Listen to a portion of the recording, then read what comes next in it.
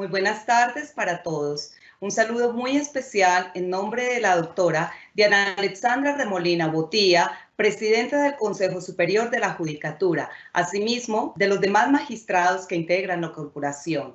De igual forma, un saludo especial en nombre de nuestra directora, la doctora Marilucero Novoa Moreno, directora de la Escuela Judicial Rodrigo Lara Bonilla. Sean todos bienvenidos a esta videoconferencia que hace parte del ciclo de capacitaciones en TIC. El nombre, Nuevas Dimensiones de la Contratación en las Tecnologías y especialmente el Derecho al Olvido, es la segunda parte.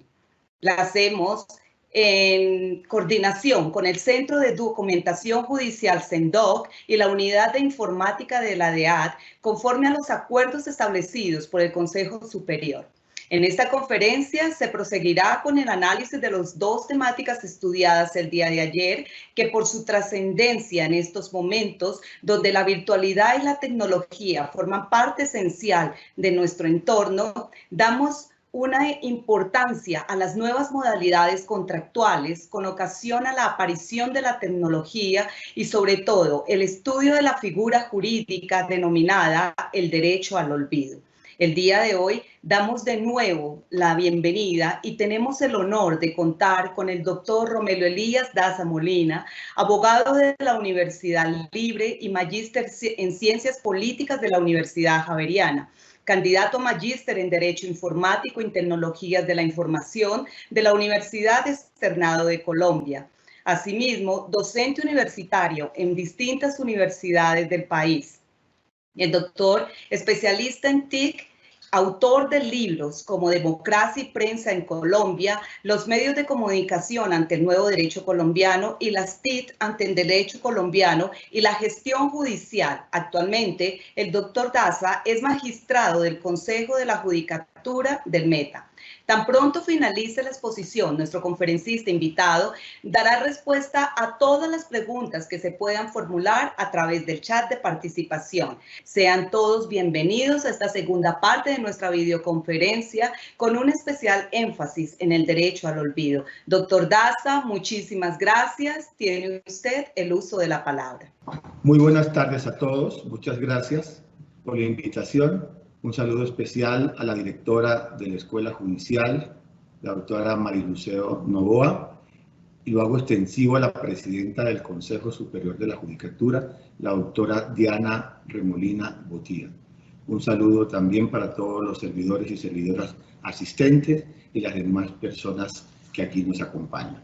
Hoy vamos a hablar efectivamente de este tema tan interesante del derecho al olvido, que es una novísima herramienta constitucional que es de carácter global y que viene evolucionando y seguramente impactará la justicia en Colombia y a todos los ciudadanos que se sientan afectados con la información que aparece en el ciberespacio, que aun cuando siendo negativa o no, la persona merece que se le sea retirado, ya que puede convertirse en obsoleta o en el peor de los casos causar un perjuicio para ella, a la imagen, al buen nombre, pero sobre todo afectar el derecho fundamental a la verdad.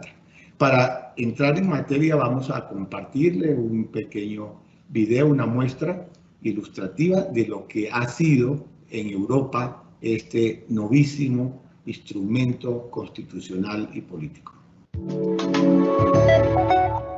Internet no olvida nada. El expresidente de la Federación Internacional de Automovilismo, Max Mosley, lo sufrió en carne propia. Al introducir su nombre en Google salía un video sadomasoquista. Mosley presentó una demanda ante un tribunal alemán y ganó. Ahora todos los ciudadanos de la Unión Europea tienen el derecho al olvido. El Tribunal de Justicia falló a favor de un abogado español que recurrió para que Google retirara una información publicada hace 15 años sobre una subasta de inmuebles relacionada con un embargo por deudas a la seguridad social. Es autónomo y tuvo que cambiar incluso los datos de su tarjeta de visita. para que nadie lo relacionara con el embargo. A partir de ahora, en casos similares, los buscadores podrán ser obligados a eliminar resultados con información delicada, incluso si el artículo al que hacen referencia continúa estando disponible legalmente en la web. Los magistrados de Luxemburgo sentaron un claro precedente jurídico. Los operadores de búsqueda son responsables del tratamiento de los datos. Como vimos, está íntimamente ligado a la alias data. Digamos.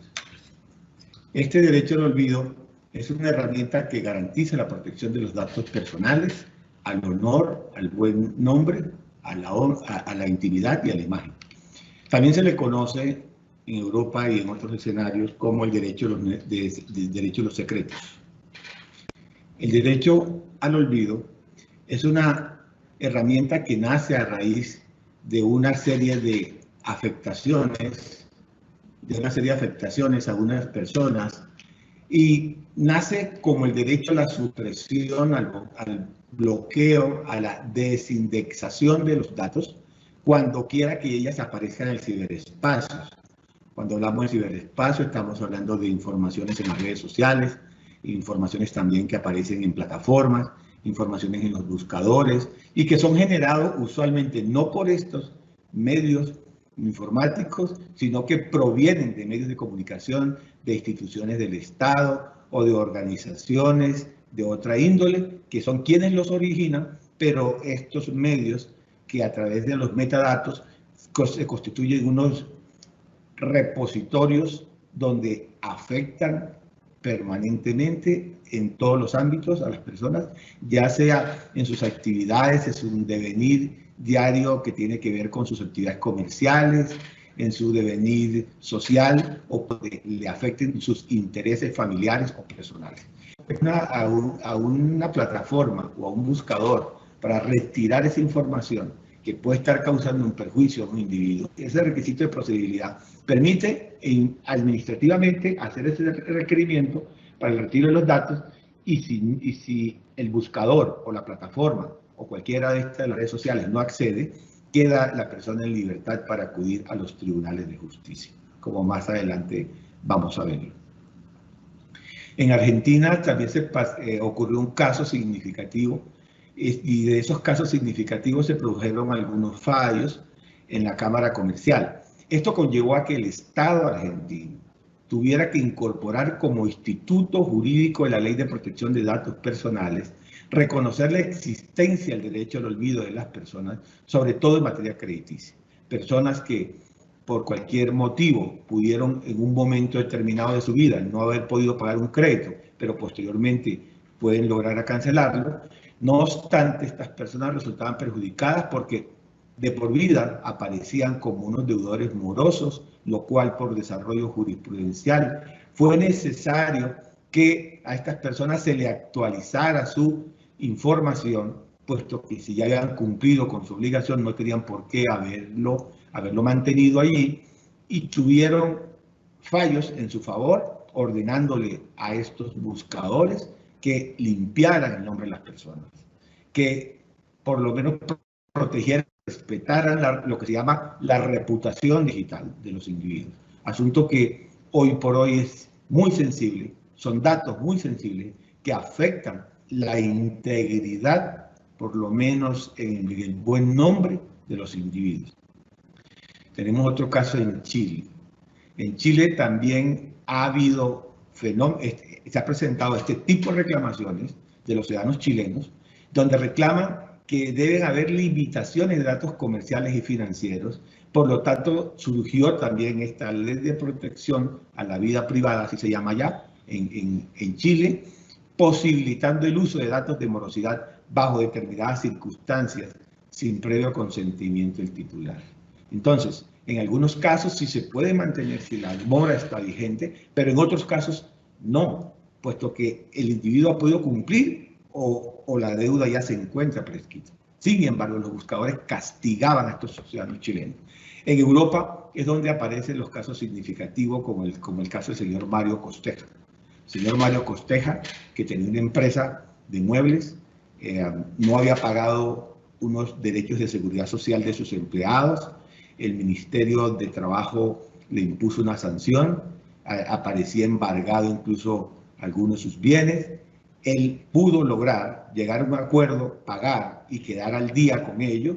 Sin embargo, se dio cuenta que continuaba apareciendo como una persona incumplida con los derechos de la seguridad social de sus empleados y le aparecía el embargo allí en las redes sociales. El señor se vio perjudicado puesto que la competencia aprovechó esto en su contra y aparte de eso tuvo problemas con el sector financiero por cuanto él no podía adelantar en el negocio, en el uso permanente del devenir de sus negocios, hacer uso de los servicios financieros, puesto que esto le era reprochado, como también tenía reproches por parte de todo el sector comercial en el cual él se desempeñaba. Entonces, él no tuvo más que solicitar que esos enlaces que le estaban vulnerando sus derechos le fueran retirados, para lo cual Google también se negó. Entonces, acudió a la Corte de Justicia de la Unión Europea y allí se dispuso que se debían valorar por Google no solamente el caso Costeja, sino todos aquellos casos que estaban afectando de manera individual a muchos responsables que se encontraban allí justamente relacionados con enlaces perjudiciales en los motores de búsqueda. Entonces, este fue un caso Costeja, el cual revolucionó Europa. Y vamos a ver cómo pasa a otros países y también llega a Colombia, llega a México, llega a Brasil y ya vimos cómo pasó por Argentina y Chile. México, tenemos otro caso importante que tiene que ver con el derecho al olvido. La revista Fortuna publicó el señor Carlos Sánchez de la Peña, un importante empresario de México, y lo señala de actos de corrupción. Acudió a las instancias administrativas, semejante como ocurre aquí con la Superintendencia de Industria y Comercio, y por vía administrativa pudo lograr que se le ordenara la remoción de los enlaces.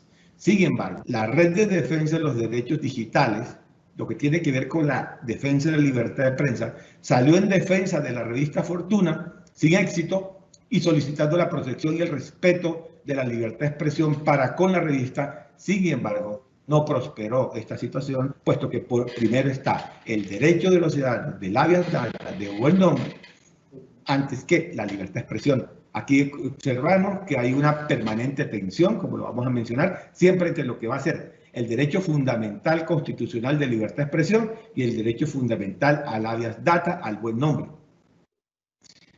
En Colombia tenemos dos casos significativos. Uno es de la señora Gloria, de la Casa Editorial del Tiempo. La Casa Editorial del Tiempo subió una información donde la relacionaba con una organización criminal de trata de blancas que llevaba mujeres jóvenes a China.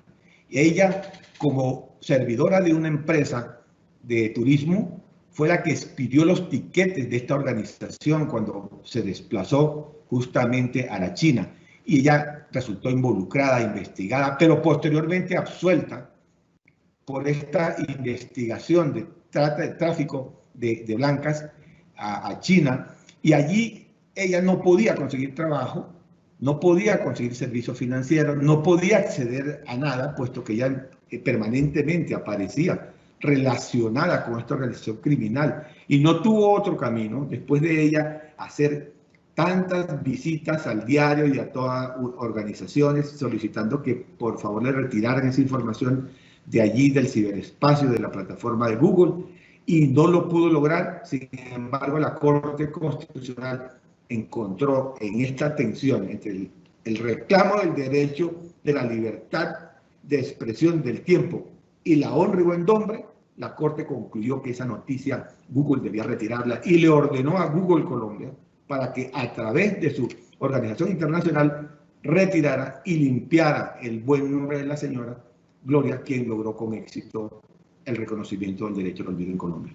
También pasó otro caso semejante. Una persona que fue condenada, pagó su condena en Colombia y que al mismo tiempo ya había cumplido y había sido rehabilitada y resocializada con el cumplimiento de la condena. Sin embargo, esta persona aparecía con los antecedentes judiciales en Google, pues La Corte Constitucional le ordenó a la Corte Suprema de Justicia, a la oficina correspondiente, para que retirara esa información, puesto que esa noticia o esa información ya era desueta, ya no tenía sentido y más bien lo que traía un perjuicio y la persona ya había cumplido con la sanción penal correspondiente, logrando habilitar y recuperar justamente indexar su nombre en su favor. Entonces, ya en Colombia ya se está hablando del derecho al olvido, que va a ser un tema que va a ser objeto de trabajo para los jueces constitucionales cuando de reclamaciones se trate de afectaciones al buen nombre y al habeas data en las redes sociales, como ya está ocurriendo. En Brasil tenemos un caso también muy doloroso, diríamos, que es el caso de Susa María das Graca, donde ella desafortunadamente aún sigue apareciendo en la web, en Google, unos videos pornográficos donde ella aparece con prácticas sexuales con un menor de edad de 12 años, y ella solicitó que se le retirara esos videos que fueron subidos por terceros, y el Tribunal Supremo, desafortunadamente en contravía de la decisión del Tribunal Europeo, el Tribunal de Justicia de Brasil falló en favor de Google y dijo que la responsabilidad de la publicación no era Google, porque Google apenas era un intermediario y que a quien le corresponde hacerlo es al proveedor, que fue el que lo incorporó en la red. Para ella, pues, desafortunadamente este derecho no le fue reconocido en Brasil. Y así vemos cómo en Alemania ocurrió algo semejante. Un expresidiario es convicto que asesinó a unas personas en alta mar y que luego él fue procesado en Alemania, fue condenado a 20 años, él pagó su condena en el 2002 y en el 2008, cuando él quiso restablecer su vida, él encontró que 37 años después el crimen aparecía en Google relacionado en la localidad originario de la localidad de Karlsruhe, y encontró que el Tribunal Constitucional le resguardó la privacidad de sus datos personales. Le ordenó a Google que retirara e indemnizara al expresidiario convicto, puesto que para él era muy difícil poder establecer un libre desarrollo de su personalidad y proyecto de vida para el resto de sus años. Entonces, este es otro caso significativo donde en Alemania también se encuentra ligado y reconocido como instituto jurídico constitucional el derecho al olvido. En Colombia, el derecho al olvido, con base en las sentencias que hemos mencionado recientes, se encuentran ligados íntimamente al derecho a la intimidad y al buen nombre, y que por su naturaleza y garantías tiene tres pilares de respeto, que son la inviolabilidad, la inalterabilidad y la razonabilidad. Todo esto con base en los criterios que se encuentran establecidos en la Ley Estatutaria de Protección de Datos Personales en Colombia, que es la 1581 del 2012. El derecho al olvido no está expresamente en nuestro ordenamiento jurídico colombiano, está indirectamente con la protección de datos personales. Y está relacionado, sí, con el tema de las informaciones judiciales negativas para las personas. El derecho al olvido en Colombia, como derivación del habeas data, se encuentra consagrado de manera indirecta, como lo dijimos, pero no está expresamente reconocido como un derecho especial, autónomo, frente a las informaciones exclusivamente que tiene que ver con la información que circula con ocasión de la aparición de la información.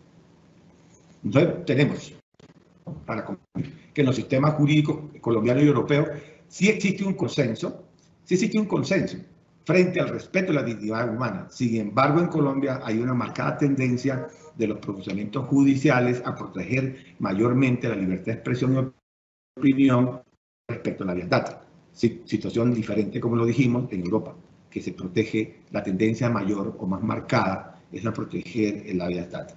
Sí son significativos los avances jurisprudenciales en Colombia, como lo vimos con estas dos sentencias recientes que emitió la Corte Constitucional en materia de protección de datos personales, basados en unos principios importantes que los jueces seguramente tendrán que acudir a él, que es el principio de finalidad, circulación restringida de esa información, de datos en el ciberespacio que afecten el área data, el buen nombre de las personas. El consentimiento, que se sube información sin consentimiento de las personas. La responsabilidad proactiva, la integridad y la legalidad de esas informaciones. Tenemos que en los estándares internacionales de protección de datos personales en el marco de derechos humanos guardan conexidad al derecho al Internet. Ya el derecho al Internet, ¿quién lo iba a creer? Ya está reconocida como uno de los derechos humanos. El derecho al olvido, como también el derecho a la memoria, en el ámbito ecodigital, se encuentran sumergidos en una discusión permanente y amplia que emerge del desacuerdo y la falta de reconocimiento de su real dimensión jurídica, que demanda el desarrollo de la tecnología en la globalidad. La protección de datos personales en la red, más concretamente el establecimiento de límites y excepciones referidos a la información digital, necesita un acondicionamiento en el régimen jurídico colombiano conforme a los estándares internacionales para una integral protección a los individuos potencialmente expuestos. Aclaramos que esto se viene haciendo por vía jurisprudencial, pero no hay un acondicionamiento jurídico del régimen jurídico para el país, para que el país Colombia se posicione una realización de negocios que permitan transferencia de información personal a otros países, especialmente como Europa. Se deben propiciar espacios de mayor competitividad para mejorar la efectividad de la protección de datos personales. Ya sabemos que la transferencia de datos personales están prohibidos de un país a otro. Hay algunas condicionamientos y excepciones, por ser un elemento fundamentalmente inherente a los regímenes democráticos. En resumidas cuentas, se debe propender por una mayor aproximación de esta institución para que se cuente con una herramienta autónoma en Colombia. Si no una herramienta autónoma, por lo menos que sea una arista de tantas que existen en lo que tiene que ver con el tratamiento de las data, que hay más de 14 aristas, que sea particular y concreta y que sea reconocida como instituto de defensa de la integridad de la imagen y del buen nombre de las personas, con el fin de garantizar este derecho dentro del bloque de constitucionalidad colombiana. Vamos a ilustrarlos con un video justamente relacionado para culminar este tema de derecho al olvido. ¿Podemos controlar nuestra existencia en Internet? Con las redes sociales, los buscadores, el incremento de aplicaciones móviles, la transferencia, tratamiento y almacenamiento de datos personales, nuestra vida privada está más expuesta que nunca. ¿Podemos proteger nuestra reputación en Internet? Teóricamente sí. El derecho al olvido está protegido por la legislación europea. Hablamos de ello con Mario en La Coruña, España. Tenemos una cita con Mario, el hombre que puso de rodillas a Google. Su historia sentó un precedente. Cada vez que escribía su nombre en Google, una historia de los años 90 resurgía, el embargo judicial de su casa. Mario pidió al buscador que eliminara los enlaces que conducen a esa información personal antigua. Tras 6 años de batalla judicial, en 2014 el Tribunal de Justicia de la Unión Europea decidió que Mario tenía derecho al olvido. Usted sentó un precedente que cambió Europa y tuvo, de alguna manera, impacto en el mundo entero. ¿Por qué lo hizo? Google se negó en rotundo a hacerme caso y en ese momento no existía nada que pudiéramos hacer al respecto. Teníamos que abrir una puerta, porque para cualquier europeo que tuviera un problema con un buscador, teníamos que ir a Estados Unidos. Era complejo porque es un gigante, comprendamos, y además tiene un lobby poderoso. Lo que no es normal es lo que pasaba antes. Las grandes tecnológicas y buscadores era pues como el Far West, cada uno hacía lo que quería. Se necesitaba una ley. En la era digital, con la ingente cantidad de información que generan las redes sociales y el poder que otorgamos a las aplicaciones que instalamos en nuestros móviles, parece prácticamente imposible borrar las huellas que nuestro registro vital va dejando en Internet. Sin embargo, el derecho al olvido en la Unión Europea se eleva a derecho fundamental y, en teoría, la nueva directiva sobre protección de datos permite a todo europeo exigir que se borre cualquier dato personal cuya utilidad no sea legítima. El abogado de Mario en Madrid nos explica que el derecho al olvido se aplica a las personas ordinarias, pero no a los personajes públicos, aunque esto genera varias cuestiones. ¿Cómo definir, por ejemplo, quién es un personaje público? ¿O cuánto tiempo debe pasar para que se considere que una información se ha quedado obsoleta y tiene el derecho a ser olvidada?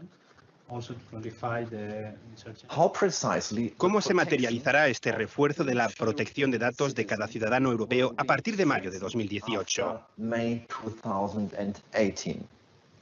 Con la nueva regulación europea, con el nuevo Reglamento Europeo de Protección de Datos, se extiende de alguna manera el alcance del derecho al olvido y afecta no únicamente a los buscadores de Internet, sino a cualquier prestador de servicios de la sociedad de la información, cualquier empresa de Internet, a la cual podrán acudir los usuarios para eliminar determinada información que no sea correcta o que esté obsoleta. Y estos prestadores de servicios, además, tendrán que encargarse de que esta información no salga o no pueda salir indexada en otros servicios que la hayan almacenado, como pueden ser buscadores de Internet, etc.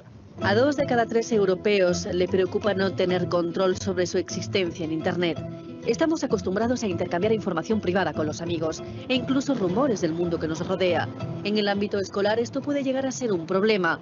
Es lo que nos cuenta Marta, profesora de educación física, que ha querido proteger su verdadera identidad para hablarnos del acoso a través de Internet.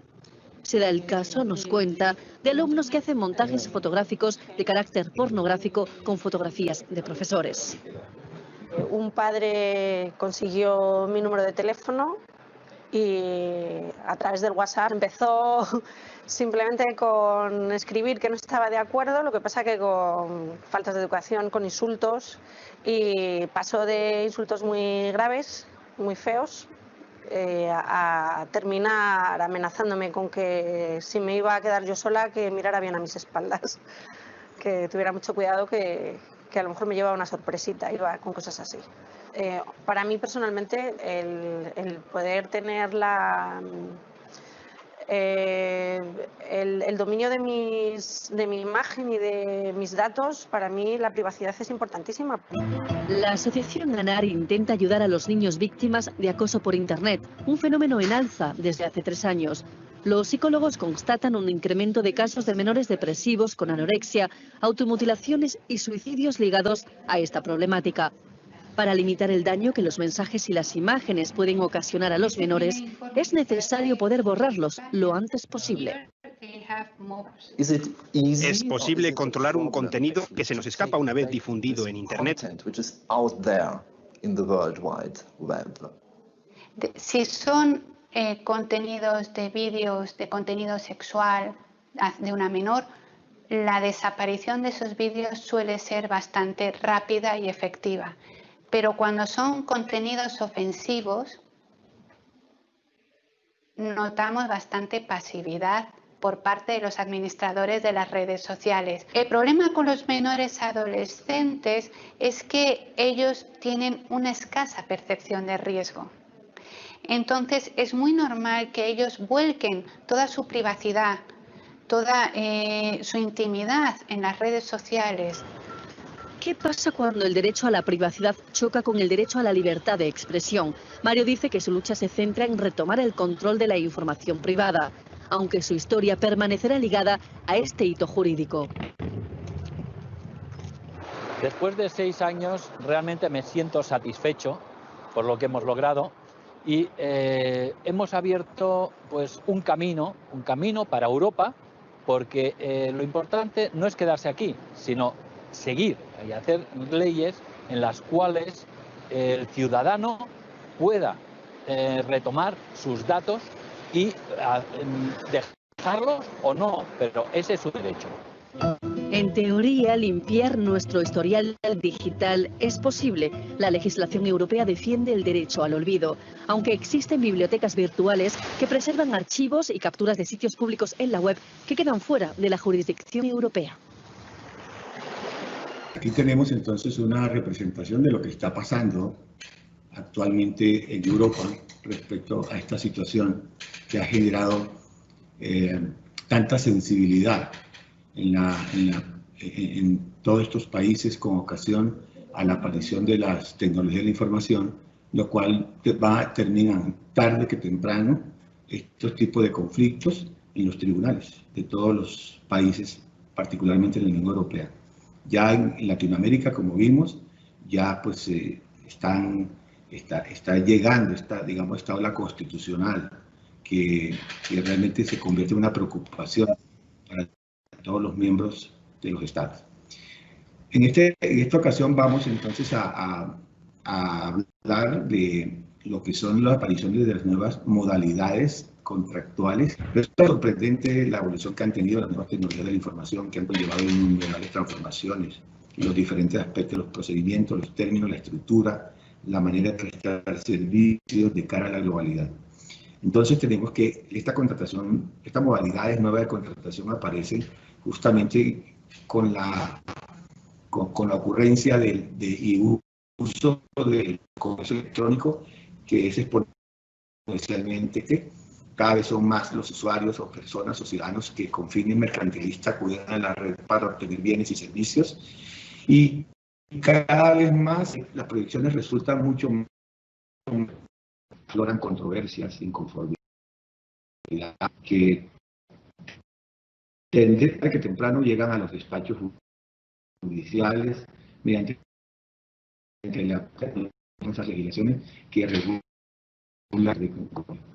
Son muchos los usuarios tecnológicos, porque tienes confianza en el uso de ella, no se siente protegido, no sabe si la legislación existente realmente es suficiente para su protección, y llevan a que se hacen transacciones en plataformas, aplicaciones, herramientas tecnológicas existentes en el ciberespacio. Muchos son víctimas de la ciberdelincuencia, frente a la cual también surgen dudas sobre la validez jurídica de las operaciones que el ciudadano hace día a día mediante el intercambio de datos al momento de adelantar una determinada operación comercial. En Colombia sí existe una ley que regula el comercio electrónico. Algunos le llaman la ley de Internet. Es la ley 527 del 99. Algunos la cuestionan porque dicen que es una ley un poco desueta porque ya lleva más de 2 décadas, fue creída hace 21 años. Otros consideran que ha sido un gran acierto. Muchos la defienden. Algunos expertos dicen que no requiere de ajustes, porque allí se contienen los aspectos jurídicos, los conceptos, definiciones más importantes para poder funcionar en el gobierno, en el comercio electrónico. Eso se dice que la aparición de fenómenos no cambia, no modifica los conceptos que se necesitan para poder resolver cualquier conflicto que surja del comercio electrónico. De todas maneras, esta ley ofrece un grado de seguridad y certeza en el manejo de esta relación negocial, con la que se permite ejercer una función armonizadora y globalizante. ¿De dónde salió esta ley en Colombia? Esta ley no fue hecha 100% en Colombia. Esta ley proviene de una ley modelo que expidió para todos los países del mundo la Comisión Nacional de Naciones Unidas para el Derecho Mercantil Internacional. Por eso contiene conceptos universales. Los jueces tendrán que trabajar con esta ley y acudir a ella permanentemente, porque serán muchos los conflictos en materia de comercio electrónico que se van a presentar. Surgen problemas de competencia, la ley lo define. Si yo hago una transacción comercial desde Bogotá con una persona en Cali, ¿quién es el competente? Todo eso la ley lo tiene definido, y los jueces tendrán que beber de esa fuente para poder resolver estos conflictos. Y hay otras situaciones particulares y concretas que allí la ley por lo menos lo orienta. Por ello podemos afirmar que la ley cumple con los estándares internacionales, por lo menos para América Latina, puesto que como instrumento legal es dinámica, es uniforme, es flexible para los fines que se quieren para esta actividad comercial ahora a través de vía electrónica. Cada vez más las empresas y los consumidores por medios vienen tomando conciencia de la importancia y confianza que representa el Internet como instrumento para el desarrollo de las actividades comerciales, razón por la cual en el Estado colombiano se viene promoviendo una política pública de incorporación de tecnologías emergentes y convergentes. Ya vimos que las tecnologías emergentes, lo vimos en una exposición pasada, son las que tienen que ver con el desarrollo de la industria y de las empresas, como es el blockchain, el big data, en fin, todas las que hemos mencionado. Y las convergentes son las que tienen que ver con las comunicaciones. Y eso definitivamente es lo que le impacta y le va a impactar en el presente y en el futuro el desarrollo económico del país. No vamos lejos. el actual COMPES 3079 habla solamente del desarrollo económico colombiano a través de la tecnología. Entonces, allí habla de la incorporación del Big Data, del blockchain, del sistema Watson y de todos estos sistemas existentes, que son los que van a permitir el desarrollo económico del país. Ya se ha dicho que estas tecnologías emergentes y convergentes es el nuevo petróleo del mundo, porque es la minería de datos. En materia de contratos informáticos electrónicos, entonces, para entrar en materia, decimos que este se constituye en uno de los retos que tiene el presente y futuro en la formación y capacitación, no solamente para el ciudadano de a pie, digamos así, el ciudadano común y corriente, sino los servidores judiciales. Tenemos el reto de formarlos para poder tener la competencia suficiente para resolver cualquier conflicto electrónico que se plantee en cada uno de los procesos que lleguen a los despachos. Lo que nos invita a tener que crear espacios como este, y lo que la escuela ha venido haciendo muy bien, espacios de sensibilización, espacio de formación, espacio de capacitación y al mismo tiempo de relacionamiento para acercarnos y ser más amigables frente al desarrollo tecnológico y la gestión judicial. Los dejo entonces justamente hablando de desarrollo tecnológico, con una presentación de materia de neoludismo en desarrollo tecnológico en Europa. Desarrollo tecnológico.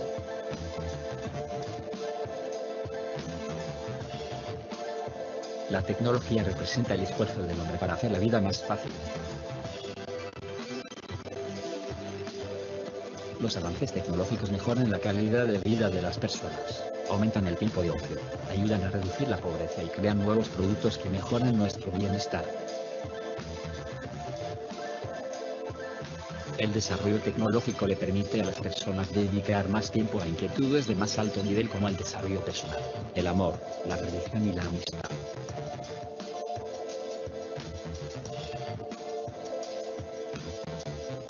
¿Qué es el desarrollo tecnológico? El desarrollo tecnológico es una mejora en la forma como se utilizan los factores productivos en la producción de bienes y servicios. Así, el desarrollo tecnológico es un avance en la eficiencia técnica con la que los recursos son usados en la producción, es decir, permite producir una mayor cantidad de bienes y servicios con los mismos recursos o seguir produciendo lo mismo con menos factores. Productividad laboral y desarrollo tecnológico. La productividad es una medida de la eficiencia en la producción. Aumentos en la productividad mejoran el bienestar de las personas pues aumentan los salarios reales y las ganancias, y por ende su capacidad de consumir bienes y servicios y de disfrutar del ocio.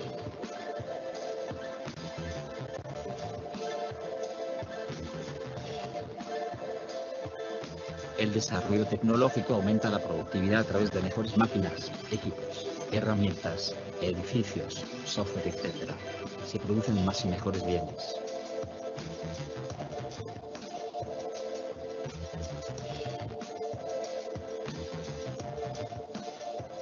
Además, existe una oferta de PIB per cápita de los países, es decir, los países más productivos son los más ricos.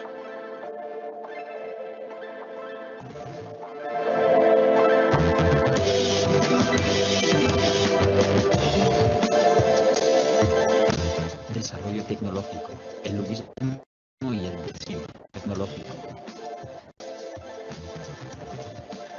El ludismo fue un movimiento obrero que surgió en Inglaterra en el siglo XIX.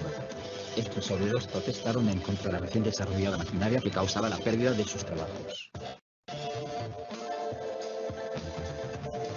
Hoy sobrevive el neoludismo. Espera el desarrollo tecnológico con preocupación y dudan de su capacidad para resolver problemas sociales sin crear otros potencialmente peligrosos.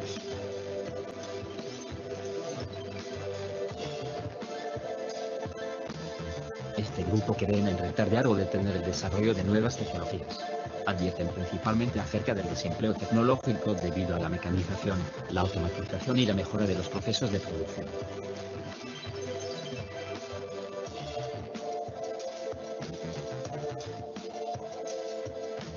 Por ejemplo, actualmente Actualmente es común el miedo a que los robots reemplacen al ser humano en muchos trabajos.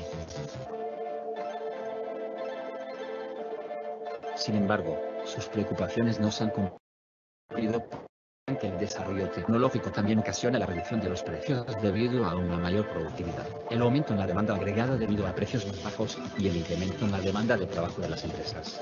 Es decir, no se genera desempleo.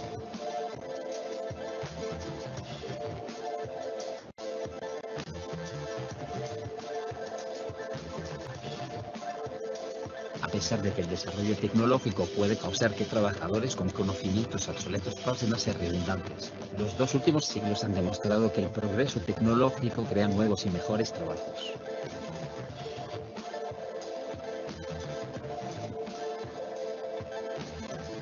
Por ejemplo, al inicio del siglo XX casi la mitad de la población mundial adulta trabajaba en el campo. Hoy, gracias a los tractores, cosechadoras, fertilizantes, variedades de cultivos, técnicas, etc., la agricultura solo emplea alrededor del 2% de la población activa.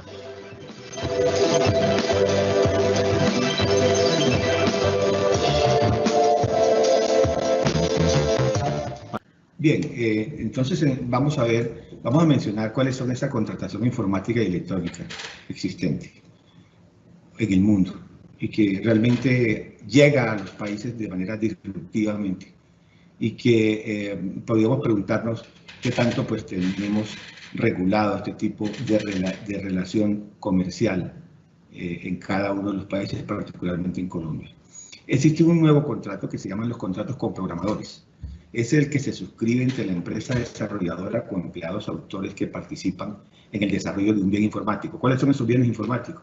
Una base de datos, un software, una aplicación que la persona es contratada para ello, con el fin de obtener la cesión y o la declaración en beneficio de la empresa respecto a la obra colectiva o en colaboración, puede ser individual o puede ser colectiva, y que genera derechos de autor, lo que conocemos como propiedad intelectual. ¿Por qué? Porque genera derechos morales para quien lo hace, que es el empleado que lo hace, pero su explotación solamente le corresponde a la empresa, más no al empleado. Y esos son de la propia naturaleza de ese contrato. Esos contratos de programadores es cuando un empleado también crea un ordenador, por ejemplo, en el cual, en el ejercicio de sus funciones, por instrucciones del empresario que lo contrata, la titularidad de los derechos de explotación, o sea, los derechos económicos, el programa fuente, como así se llama, o programa objeto, corresponde exclusivamente al empresario, salvo que se parte en contrario. Es decir, salvo que se le dé participación al empleado que es autor de ese programa de ordenador. Los contratos de programadores son los que corresponden a la transmisión de los derechos de autor del asalariado al empresario, respecto a los derechos de explotación de la obra creada en virtud de la relación laboral que se regirá por lo pactado en el contrato. Si no da impacto laboral escrito, si también hay que tenerlo tanto judicial como extrajudicialmente muy presente, se presumirá que los derechos de explotación económicos han sido cedidos en exclusiva y con el alcance necesario para el ejercicio de la actividad habitual del empresario, es decir, en el giro de sus negocios en el momento de la entrega de la obra realizada, en cuyo caso el empresario podrá utilizar la obra o disponer de ella, pero no para fines diferentes, solamente para los fines de la empresa. ¿Qué ocurre? Si llega a utilizarlo para fines diferentes, él tendrá que hacer reconocimiento económico a quien lo creó. Características del contrato con programadores. Bueno, tiene una identificación de un autor, se identifica quién lo va a explotar, se establece contractual y expresamente el autor, la empresa en la obra colectiva, hay un pacto de no concurrencia, es decir, que el programador no podrá trabajar para otra empresa, incluso después de la relación laboral durante un tiempo determinado. ¿Por qué? Porque si la persona se va a trabajar a otra empresa por un tiempo determinado, se pactan 5 años, sencillamente él se va a fugar el conocimiento, el mismo conocimiento que le dio con la creación de la obra que él hizo.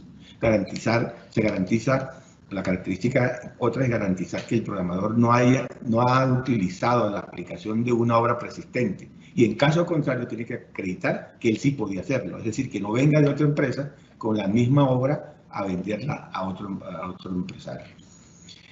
La remuneración. Cuando la empresa no es titular originario de los derechos de explotación, sino que estos le son cedidos por el programador, el autor tiene una participación proporcional en los ingresos de explotación. Esta es una de las cláusulas que deben ser pactadas de una manera muy clara para evitar pues, conflictos. Hay otro contrato que nace de la tecnología y es el desarrollo a medida. Ese contrato consiste en contratar el desarrollo de un programa ordenador entre partes a cambio de un precio cierto, ajustada a características funcionales técnicas y específicas, como lo vamos a ver más adelante. El contrato a medida tiene esta característica y es pactar inequívocamente las especificaciones funcionales y demás requisitos característicos del programa a desarrollar. Incluir las especificaciones técnicas del hardware, o sea, de lo que es el equipo adecuado, compatible con el correcto funcionamiento con el software. Lo mismo realizar una enumeración o lista de requerimientos más cerrada y exhaustiva posible. Prever la posibilidad de ampliar requisitos funcionales inicialmente pactados respecto a los plazos, porque hay fases. Entonces hay una fase de entrega, una fase de aceptación definitiva de los módulos del software que se está construyendo. Tiene otras cláusulas, ya vimos características, ahora refirámonos a las cláusulas. En las cláusulas tenemos que se establece un calendario de plazo para la entrega total del software. Se establecen periodos de prueba por parte del cliente, un plazo de aceptación, de entrega y aceptación definitiva del módulo que se entrega por parte al cliente, por parte del desarrollador. Una cláusula penal. Se pacta una titularidad del propietario del software desarrollado, indicando a quién corresponde los derechos de explotación, si hay participación o no de quien lo hace, o sencillamente solamente del cliente. O hay una copropiedad. Se establece el principio de la garantía sobre la aplicación, normalmente a partir de la entrega final del desarrollador y aceptación de la empresa. Y se pacta el momento exacto del comienzo de la garantía, porque tiene que haber una póliza de garantía, cubrirla, un tiempo y un tipo de cobertura. Nace otro contrato que se llama depósito de fuentes. Consiste en la obligación de respetar el programa de ordenador que una parte haya desarrollado en beneficio de la otra, que hará depositado en una de las partes contratantes. Y en una tercera parte, que es el de confianza, en el cual cualquiera de ellas únicamente puede acceder a la aplicación o poner fin a dicho depósito, pero conforme a lo que allí se pacte. El contrato puede tener autonomía propia o puede estar asociado a otros. Por ejemplo, como el de licencia de uso, como vamos a ver, de dicho software, o el desarrollo a medida, como lo vimos ahora, pues puede estar asociado al otro. Tiene unos requisitos. Se requiere de la designación de un depositario, porque siempre hay un tercero fedatario público o persona física o jurídica de confianza, que es a quien se le va a depositar la fuente. Se constituye desde que el tercero o una de las partes recibe el código fuente del software. Este último queda obligado a guardarlo y a restituirlo cuando se haya pactado o cuando corresponda. Hay el sujeto al contrato en la tecnología, materia informática, que es la implantación, que consiste en instaurar un determinado software en los sistemas informáticos de la otra parte, semejante al contrato que hablamos ahorita de desarrollo de la medida, el cual se utilizan cláusulas que son comunes las cláusulas de implementación con este desarrollo de la medida.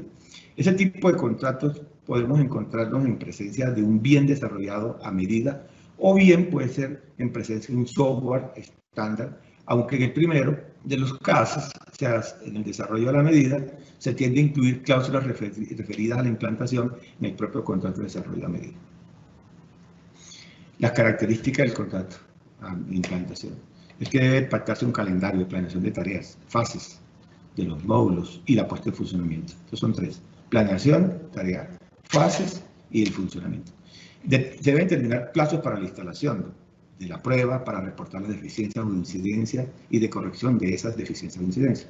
Penalizaciones, lógicamente, si en el plazo pactado, en las fases, en la planeación, fases y el funcionamiento se incumple, pues lógicamente se pactan sencillamente unas penalizaciones por los retrasos.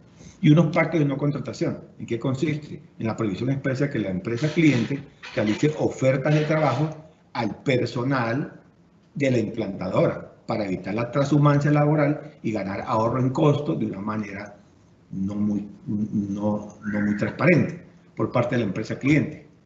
¿Por qué? Porque lo que busca es la transhumancia de los empleados de la empresa implantadora para sencillamente incorporarlo y tener los mismos servicios de lo que se está pactando.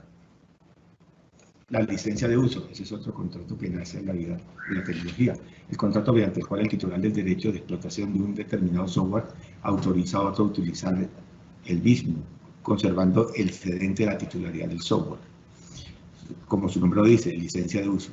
Salvo disposición en contrario, el usuario legítimo no necesita autorización del titular para llevar a cabo los actos de reproducción y transformación del software, incluida la necesidad de corrección de errores. Él puede modificarlo cuando se trate de corrección de errores para su utilización adecuada y su uso legítimo.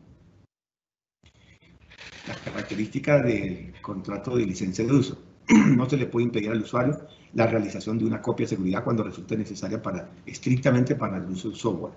El autor, salvo pacto en contrario, no podrá oponerse a que el sesionario titular realice o autorice versiones sucesivas de su programa original o derivados, porque es una manera de, en el giro del uso de su labor empresarial, poderlo actualizar si es el caso, o usarlo simultáneamente entre su empresa.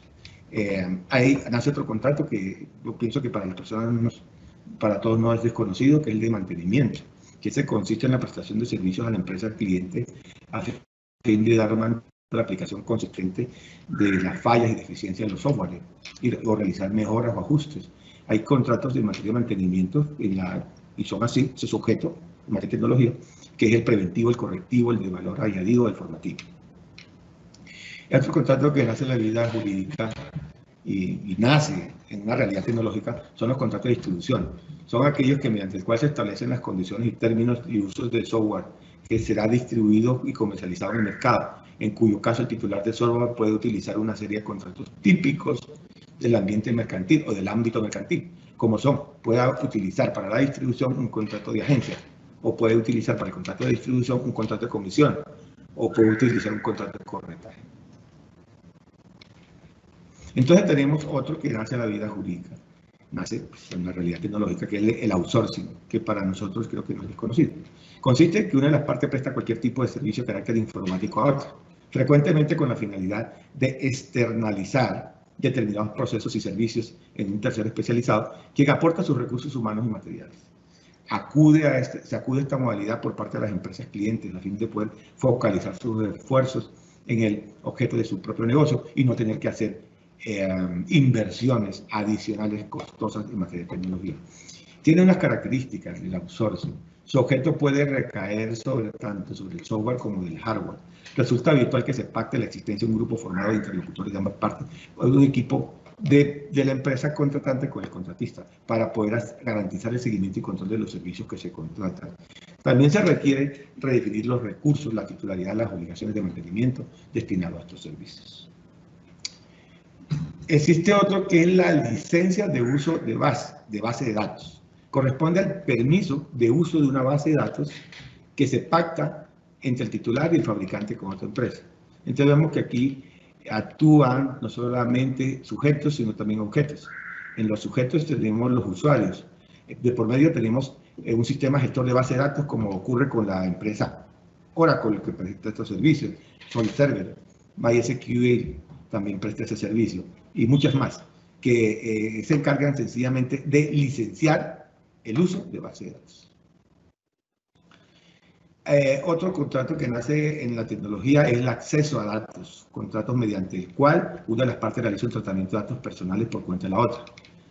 Queda responsable de dichos datos, siguiendo las instrucciones de esta última.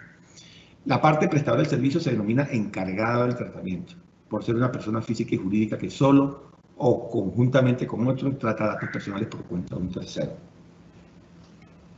Las características de este acceso a datos implica el tratamiento de datos personales de un tercero por cuenta del responsable del fichero, se llama fichero donde reposan los datos, y quien los maneja, a quien se le contrata, es el que hace el tratamiento. Se regula por la legislación sobre la protección de datos personales y se indicará claramente que tendrá a cargo el tratamiento y lo relativo a la transferencia internacional de datos, que están prohibidas. Hay solamente unas excepciones, no se pueden transferir internacionalmente datos personales. Otro contrato que nace de la tecnología es la cesión de datos. Contrato mediante el cual una de las partes cede a un tercero la propiedad de los datos personales, convirtiéndolo en el nuevo responsable de los mismos. Se define una cesión o comunicación de datos como toda revelación de datos realizada a una persona distinta al interesado o afectado. ¿Qué características tiene? Se regulan las condiciones en que debe llevarse a cabo la cesión de datos personales de un tercero. El cesionario se convierte en un nuevo responsable del tratamiento, responde por el tratamiento de esos datos y por tanto queda sometido al cumplimiento de las obligaciones previstas en la ley y que los datos y que la ley 1581 en Colombia los sanciona a través de la superintendencia muy fuertemente, amén de las consecuencias también judiciales. Otro contrato que nace en la tecnología se llama el housing, que es la prestación de servicio o alquiler de un espacio físico de condiciones ambientales y técnicas para alojar equipos informáticos y servicios de telecomunicaciones sin necesidad de realizar una inversión por parte de quien contrata en recursos humanos y técnicos. El cliente sencillamente establece en sus equipos informáticos en las instalaciones del espacio que le brinda el prestador a través de este contrato de housing para disponer de la infraestructura que no tiene él en sus propias instalaciones y por eso lo contrata. También hay otro parecido, pero es distinto, y es el hosting, que es el contrato de regulación de alojamiento de información y conexión con las redes de comunicaciones, de telecomunicaciones, en la que la parte contratante demanda el espacio lógico en un disco duro de un equipo informático del prestador de servicio y el acceso remoto a dicho espacio para almacenar la información y el software, así como el acceso a dicha información a través de redes de telecomunicaciones, ya sea que estén abiertas o sean redes cerradas. Bien, hasta ahí tenemos todo lo que es contratación informática. Y vamos a ver ahora cuál es la electrónica. ¿Cuál es la diferencia entre la informática y la electrónica? Que la informática se trata de contratar bienes y servicios que tienen que ver con tecnología. Y la contratación electrónica es la que se hace por estos medios electrónicos. Esa es la diferencia. Entonces tenemos uno que no es propiamente un contrato, que es la Electronic Data Interchange, que es la conocida como EDI, que es la transmisión estructurada de manera codificada y sistemática de datos entre organizaciones por medios electrónicos. Más que un tipo contractual, constituye un modelo europeo de acuerdo de intercambio de datos personales. Esto lo contratan las empresas, como para producir facturas, como más o menos lo vamos a ver, facturas electrónicas que ahora son obligatorias en Colombia. Tradicionalmente la denominamos como EDI porque permite utilizar a los usuarios en una red cerrada la circulación de datos. Se usa, como lo decíamos, para transferir documentos electrónicos o datos, sin necesidad de que yo tenga la infraestructura, sencillamente la contrato, para el giro ordinario de mis negocios, a través de un sistema computacional a otro. Este intercambio puede realizarse de distintos formatos. Algunos son conocidos como EDIFACT, XML, ANSI, AX, X12, TXT, etc. ¿Qué es lo que se produce? ¿Qué es lo que se contrata y cuáles son los servicios? Son facturas, órdenes de compra, otros documentos comerciales, electrónicos, que pueden tramitarse directamente en la computadora de la empresa emisora a la de la empresa receptora, con gran ahorro de tiempo, de no inversiones, en costos, evitando errores propios de la comunicación, que es tradicional en el papel. Por este medio de EDI no hay la posibilidad mínima de errores. Otro contrato en materia electrónica es el acceso y uso de páginas web. El titular de la empresa web establece condiciones que deben cumplir todos los usuarios que acceden y la visualizan. Es un contrato de adhesión, porque sencillamente me adhiero a las condiciones que ya están establecidas y que son acordadas pero unilateralmente por parte de quien se le contrata, salvo que el acceso a los contenidos de la web o parte de los mismos se acuerden bilateralmente entre el titular y la página y sus usuarios. Otro servicio que creo que no es desconocido para muchas personas aquí presentes en esta videoconferencia es el portal de tienda virtual.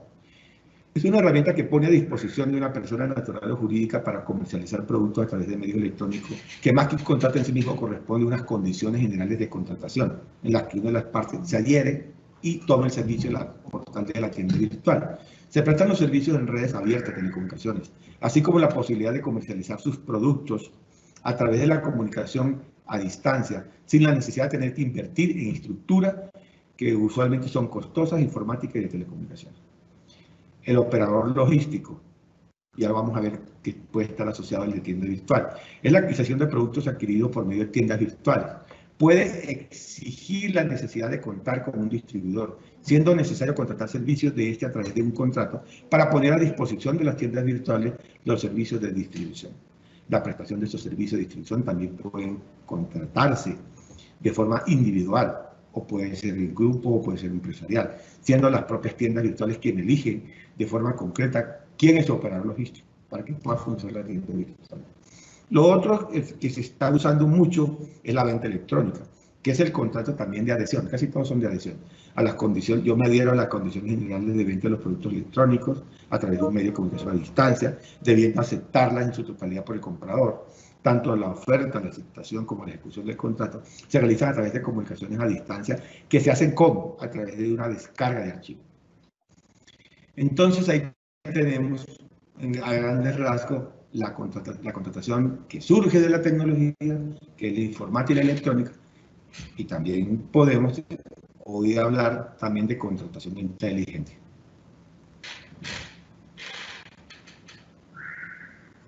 Aquí. Bien. Vamos a mostrarle una ilustración sobre estas modalidades de contratación.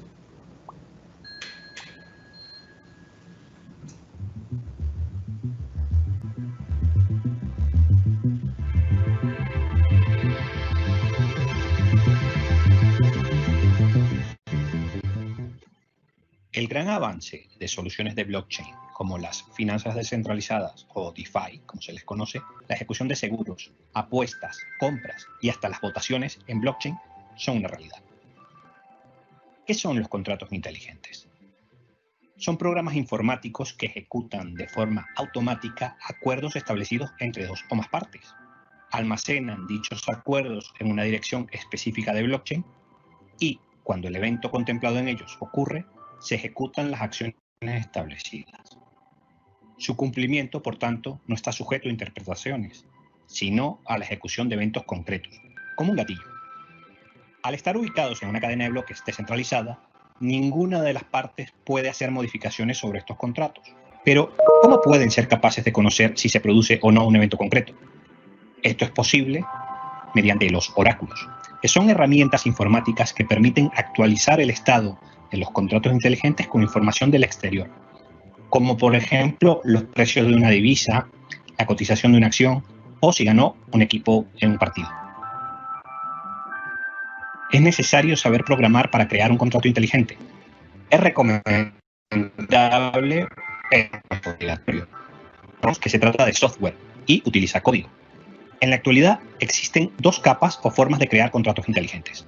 Una es mediante las plataformas de smart contracts, que son infraestructuras que permiten crearlos y operarlos sobre una cadena de bloques concreta, como por ejemplo Ethereum. Es posible hacerlo en Bitcoin, en Hyperledger o en IOTA. La otra forma es a través de los sistemas de gestión de smart contracts, que son protocolos añadidos a esas infraestructuras. Son interfaces que no requieren conocimientos de programación para crear y manejar estos contratos. Dos de estos sistemas de gestión de código abierto son OpenLaw y Accord Project. OpenLaw permite, a través de un sencillo registro, aplicar soluciones como First Draft, por ejemplo, que permite a cualquiera automatizar cualquier tipo de acuerdo legal mediante su propio lenguaje de programación de código abierto, así como convertir cualquier documento en un cuestionario o un simple formulario con un par de clics. También se puede registrar de forma segura la prueba de cada firma electrónica y de cada contrato en una cadena de bloques, de forma confidencial. Otra función es la de ejecutar, activar y detener contratos inteligentes mediante su propio entorno de ejecución seguro y verificado. Esta plataforma además permite, sin necesidad de registro, compilar aprobaciones y acuerdos en minutos, sin tener que depender de ningún tercero para recoger y administrar las firmas o almacenar los documentos. Accord Project es un ecosistema abierto que permite a cualquiera construir contratos inteligentes y documentos. Entre sus soluciones se encuentran Cicero o Chichero, como queráis llamarlo, que proporciona contratos enteros como objetos legibles por máquinas, para que estos puedan ser buscados, analizados y ejecutados automáticamente.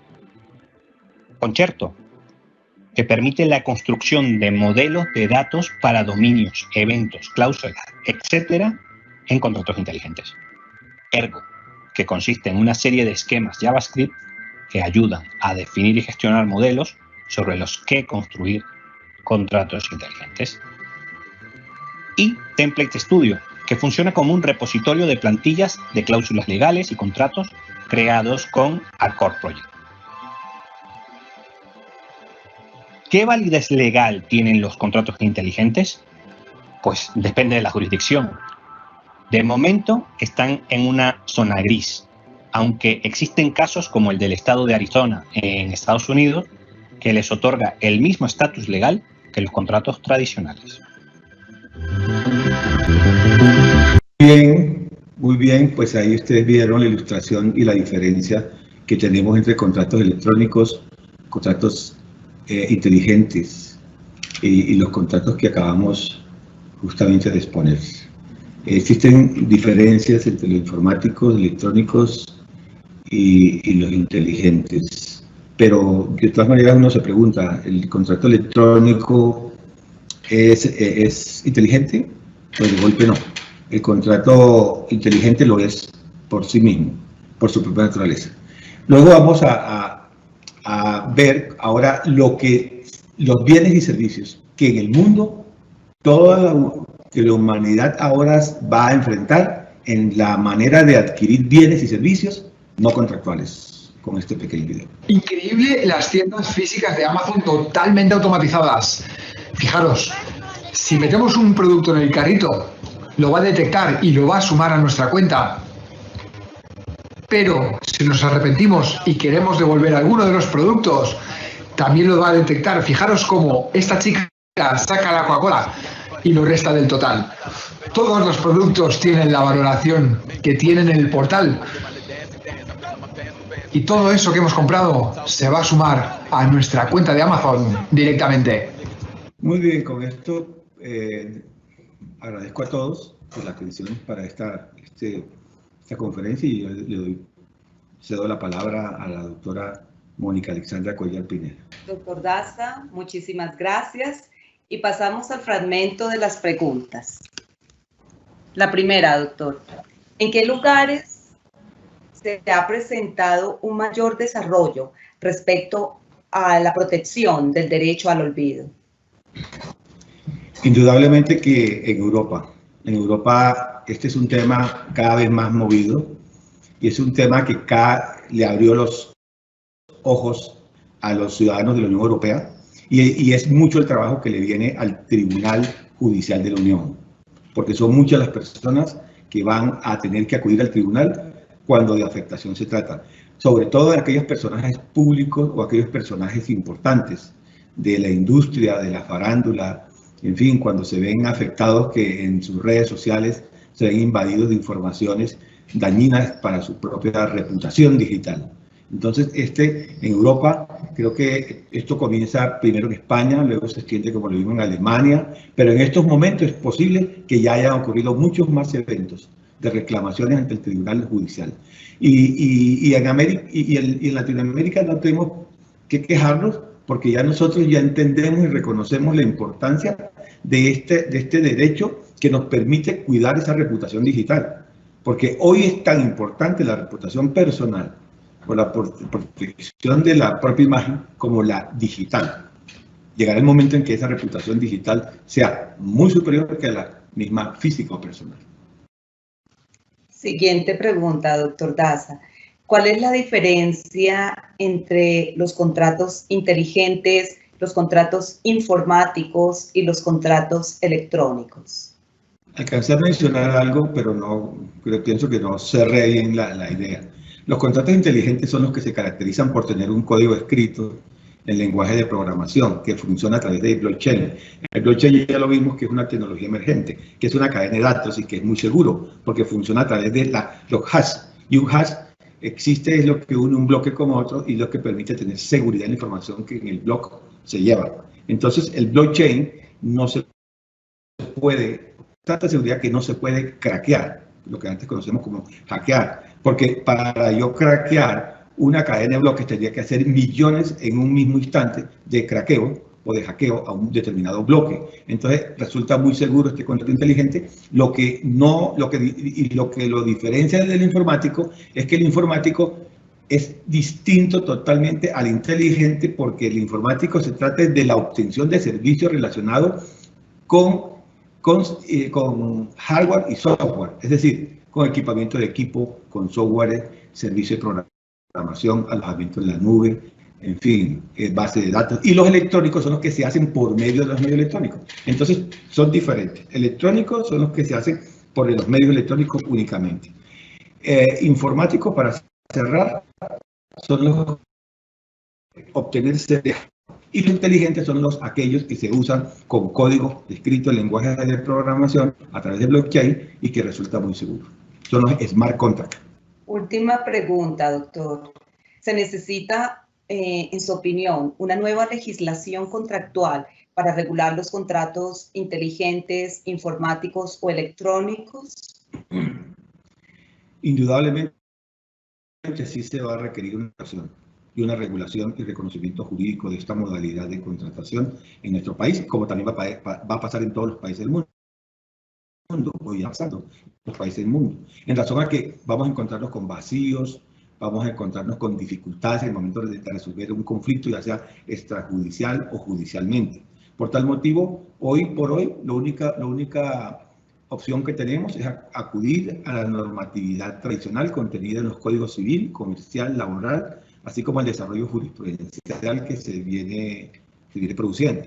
Sin embargo, eso no implica que, por no existir hoy por hoy una regulación especializada o especial para estos medios tecnológicos, eso no impide su uso en el devenir de las operaciones comerciales. Hoy por hoy se está utilizando para servicios comerciales, financieros, bancarios, laborales. Doctor Daza, muchísimas gracias.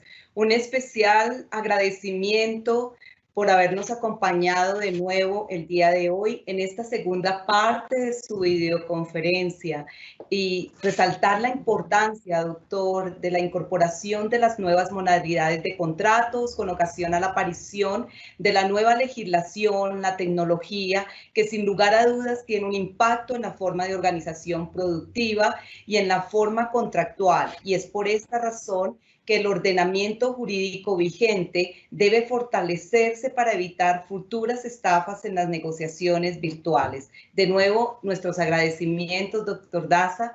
Igualmente, gracias a todos los servidores y servidoras judiciales y demás personas que interactúan en el sector justicia que se han conectado a esta videoconferencia. Nuestro agradecimiento y una feliz tarde.